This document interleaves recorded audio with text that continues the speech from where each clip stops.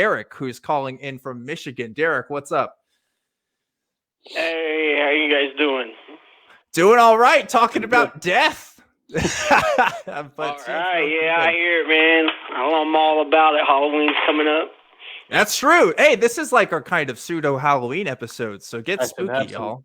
This is it. Ghosts and stuff. Yeah. What's going on, Derek? Yeah, I just want to, first off, this is not political. This has everything to do with religion. Okay. I have a theory that Donald Trump may be the Antichrist.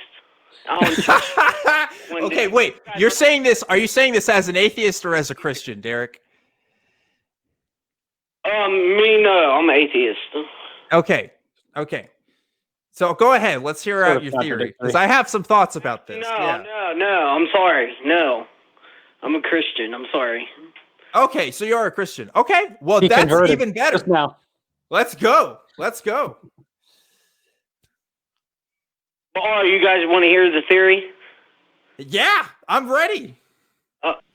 Okay. By the way, I'm wrong. This is just a theory. Okay. Anyway, remember when Donald Trump was in the room with all those generals and he said a storm is coming? No, he said this is the calm before the storm. Remember that? Derek, you're not talking about Q, are you? No, you didn't. No. I'm going down somewhere. Okay. You got that right. Okay. What is the devil known for? The devil is known for making deals, right? Making deals for people's souls. Who wrote the deal? Donald Trump. Who has a son-in-law with a building in New York City with the number 666 on it? Donald Trump. Who says that? Everybody calls Trump's a liar, and who's the father of lies? Donald Trump. Okay. So let's talk about this for a second. Thank you for calling in, first of all, with your ideas. Let's talk about the Antichrist, because the Antichrist in biblical literature is not what a lot of people think it is. So first of all, the references to the Antichrist, a lot of it comes from the book of Revelation and the stories kind of told in that book. And I say they're kind of more political allegories, really. There's different interpretations about Revelation. There's not a complete scholarly consensus on exactly what the book is talking about, but there is a opinion out there that says that this was actually talking about Nero's rule in Rome, and is actually talking about a lot of the politics that were happening at the time, and not necessarily making far-off predictions into the future. And there's different ideas about that. But the Antichrist in particular, you see that a lot. You see the Facebook memes that get passed around.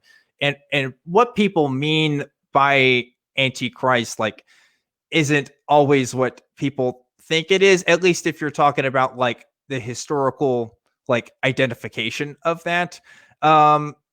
It gets kind of deep. I know that the first reference of it is from 1 John, because they talk about people who deny Christ and stuff like that. But the Antichrist figure that's talked about in New Testament prophecy, specific events have to happen that we have to interpret to have happened first before we can even identify what the Antichrist is. And it even says, if you're following that narrative, that a lot of people aren't even going to know that that person is the Antichrist. So it's really open season on Antichrist.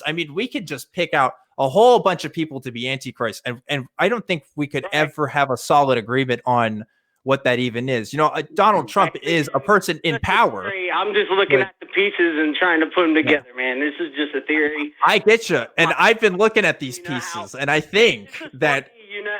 I think we can admit that it's funny that Donald Trump has a son-in-law with a building with 666 on it.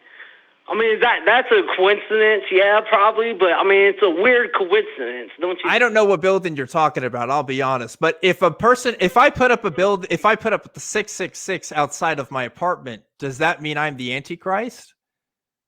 That's true, but Trump's got a bigger spotlight than you. He does have a bigger spotlight, but let's be real. There's a lot of people that have bigger spotlights than me, and a lot of people that do shady stuff and deals. These descriptions that you have is it can be applied to a lot of different people. So how would we know for sure that Donald Trump or anybody is the Antichrist? Well, I'm not making the claim that Donald Trump is the Antichrist. Okay. Fair enough. But you are a Christian, right? Like, do you believe that the Antichrist is a figure, or? And then you look at the year 2020, what a shithole year this has been so far. Like, I just found that interesting that he would say that. Like, this is the calm before the storm. Like, you know, everybody, like, what do you mean by that? And now you look at the year 2020 and who knows how much longer, you know? But I get you. But another thing to consider is we've had plagues through many times in history. We've had fires in many times in history. We've had political upheaval. We've had political violence in lots of times in history. And so in some ways, the world that we're living in is unprecedented with, you know, social media and fake news and all those problems. But in a lot of ways, it's kind of the same.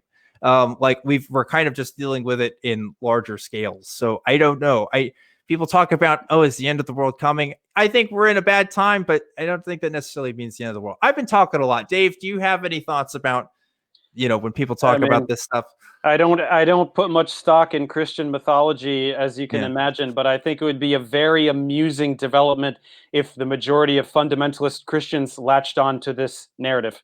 I would find that very, very funny, and I would laugh for a long time about it.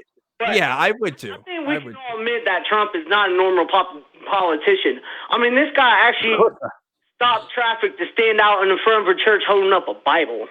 Like, who does that? Yeah, that was kind of wild. I don't know. I definitely...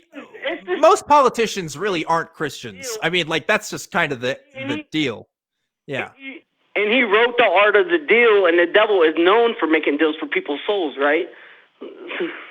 Yeah. I mean, again, thinking about in my room, man. I just wanted to hear your guys' opinion on it. That's all. Yeah, like I said, there's a lot of specifics that go into the description of the Antichrist and what he's supposed to do, like on Earth, and like even Antichrist. That word in Greek can be used to describe like multiple things and not just like a single person. It's a really complex issue that I just don't have time to talk about on a call-in show. But regardless, I would suggest, if anybody says that somebody's the Antichrist, you probably shouldn't listen to them because they probably don't know what they're talking about. Just in general, that's kind of a blanket rule. Yeah, again, this was just my own thinking. I gotcha. Theory. I'm not making the claim that Donald Trump is the Antichrist. So please don't kill me in the comments. Hey, I hear you, Derek. I hear you. I can't. Now, listen, the comment section, that's YouTube, man. That's its own game. Me, you're all right with me. But, you know. What people think about me. But I saw you in the atheist experience, so I figured I'd just call in. This is my first time calling in. Heck yeah. Well, thanks for calling in, Derek. And that's an interesting thing to talk about. I know you're a Christian, so let me know next time what you want to talk about with other kind of Christian beliefs, and maybe we can deconstruct that a little bit or reconstruct that. I don't know how that conversation goes. But yeah, like the Trump Antichrist thing, that's the thing I've heard. And I see that and I get it. Like, I think you could make kind of a case for it in some ways, but you can make a case for a lot of people. So, you know, Walt Disney, who knows? Disney. A lot of people said that about Obama. Yeah. A lot of people said that about Hillary. Yeah. Pretty much every president ever. But anyway, let's go to our next call.